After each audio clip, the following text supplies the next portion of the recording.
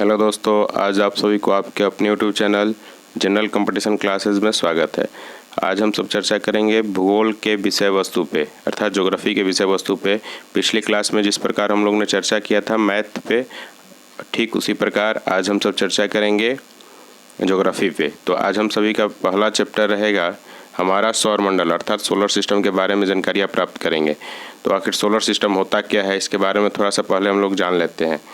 तो solar system होता है कि सूर्य के चारों ओर चक्कर लगाने वाले विभिन्न ग्रह, क्षुद्र ग्रह, धूमकेतु, उल्काओं तथा अन्य आकाशीय पिंडों के समूह को क्या कहते हैं? सौरमंडल कहते हैं। सौरमंडल किसे कहते हैं? तो सूर्य के जो चारों ओर चक्कर लगाता है, कौन कौन चक्कर लगाता है? ग्रह लगाता है, क्षुद्र ग्रह लगाता है, धूमकेतु लगाता है, उल्का लगाता है, उल्काएं तथा अन्य आकाशीय पिंड जो होते हैं वह सब सूर्य के चारों ओर परिक्रमा करते हैं और उसके सारे समूह को क्या कहते हैं? सौरमंडल कहते हैं। तो सौरमंडल, अब सूर्य होता क्या? सौरमंडल के बाद हम सब जान लेते हैं कि सौरमंडल का मुख्य केंद्र क्या है? तो सूर्य है। और सूर्य कहते किसे हैं?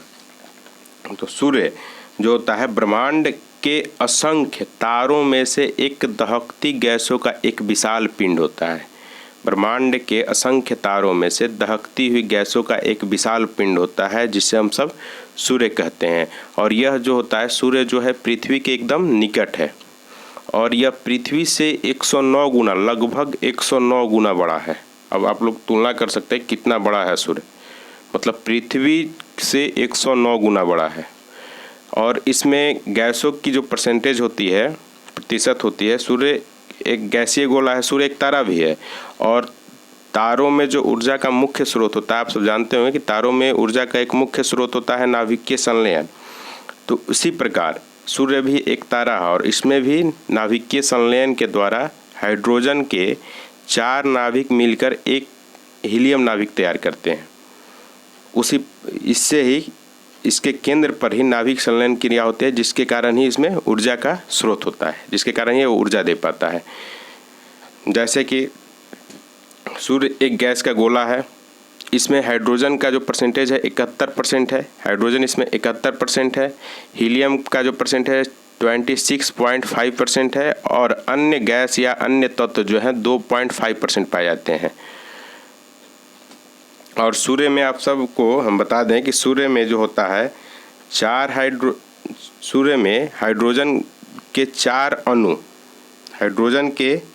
अणु मिलकर एक हीलियम नाभिक का निर्माण करता है। 4 हाइड्रोजन मिलकर एक हीलियम निर्माण का, जैसे कि आप सब स्क्रीन पे देख रहे होंगे। थोड़ा सा हाथ से लिखने में थोड़ा सा दिक्कत हो रही है, इसको आप सब अपने कॉपी पे अच्छे से लिख लीजिएगा।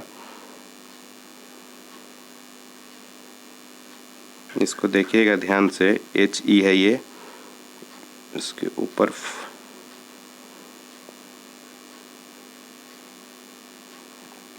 देखिए हाइड्रोजन के 4 अणु मिलकर एक हीलियम नाभिक का निर्माण करता है। हाइड्रोजन के 4 अणु, देखिए अणु की संख्या एक हाइड्रोजन में 2 अणु होते हैं, तो उसी प्रकार 2 हाइड्रोजन में 4 अणु, तो हाइड्रोजन के 4 अणु मिलकर एक हीलियम का निर्माण करते हैं।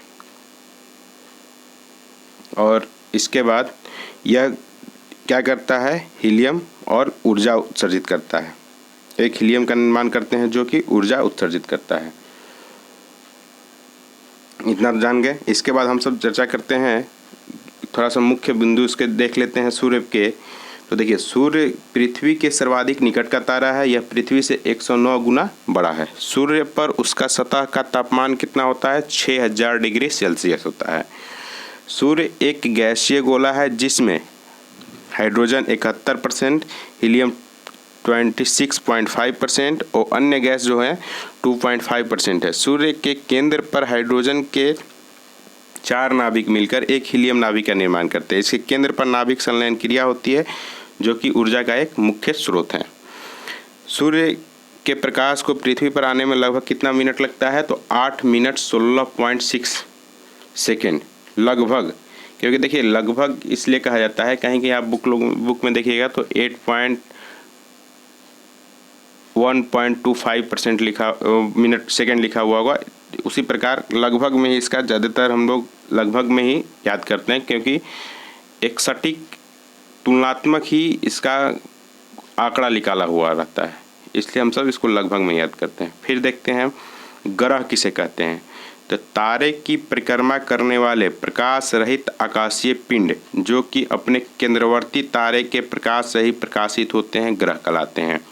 तारे की परिक्रमा करने वाले प्रकाश रहित आकाशीय पिंड जो अपने केंद्रवर्ती तारे के प्रकाश से ही प्रकाशित होते हैं क्या कहलाते हैं? ग्रह कहलाते हैं। अब उपग्रह किसे कहते हैं? तो उपग्रह ग्रह की परिक्रमा करने वाले लघु आकार के आकाशीय पिंड को क्या कहते हैं? उपग्रह कहते हैं। फिर आता है प्रश्न अगला टॉपिक देखते हैं, क्षुद्र ग्रह किसे कहते हैं? मंगल तथा बृहस्पति ग्रहों की कक्षा के बीच चक्कर लगाने वाले अत्यंत लघु आकार के आकाशीय पिंडों को क्षुद्र ग्रह कहते हैं। फिर आता है तारा किसे कहते हैं? अगला पॉइंट हम सबके तारा, तो वह विशाल खगोलीय पिंड जिनके पास स्वयं का प्रकाश होता है और जो अत्यधिक ऊर्जा एवं अन्य किरणों का विसर्जन करते हैं उन्हें तारे कहते हैं। तारे के पास क्या होता है? अपना प्रकाश होता है। जो अत्यधिक ऊर्जा और किरणों के, तारों में भी नाभिकीय संलयन क्रिया होती है जिसके कारण ही उसमें अपना ऊर्जा होता है। सूर्य भी एक तारा है, इसमें भी अपना एक ऊर्जा होता है। यह भी नाभिकीय संलयन, इसमें भी नाभिकीय संलयन होता है। ठीक। फिर पुच्छल तारे या धूमकेतु किसे? पुच्छल तारे को धूमकेतु कहते हैं। तो सूर्य के चतुर्दिक लंबी किंतु अनियमित कक्षा में घूमने वाले गैसीय पिंड जब ये सूर्य से निकट से गुजरते हैं तब गर्म होकर इनसे गैसों की फुहार निकलती है जो एक लंबी चमकीली पूंछ के समान प्रतीत होती है। इसे ही धूमकेतु या पुच्छल तारा कहते हैं। जो गर्म इनसे गैस की फुहार निकलती है वह एक पूंछ की समान निकलती है, लंबी चमकीली पूंछ की समान निकलती है और यह आते आते बीच में ही नष्ट होता है। इसे ही पुच्छल तारा कहते हैं। उल्का क्या होता है? उल्का वह आकाशीय कण होता है जो पृथ्वी के वायुमंडल में प्रवेश करने पर घर्षण से प्रज्वलित हो उठता है। पृथ्वी के वायुमंडल में प्रवेश करने पर घर्षण से, मतलब रगड़ से, बीच में रगड़ होता है जिसके कारण यह प्रज्वलित मतलब जल उठता है और यह पृथ्वी तक पहुंचने से पूर्व ही जलकर राख हो जाता है। इसको ही हम लोग क्या कहते हैं? उल्का कहते हैं। अब थोड़ा एक मुख्य टॉपिक इसमें भी यह भी है, सब चीज़ तो जान लिए लेकिन एक तथ्य और जान लेते हैं हम सब कि सौर प्रणाली का खोज किसने किया था?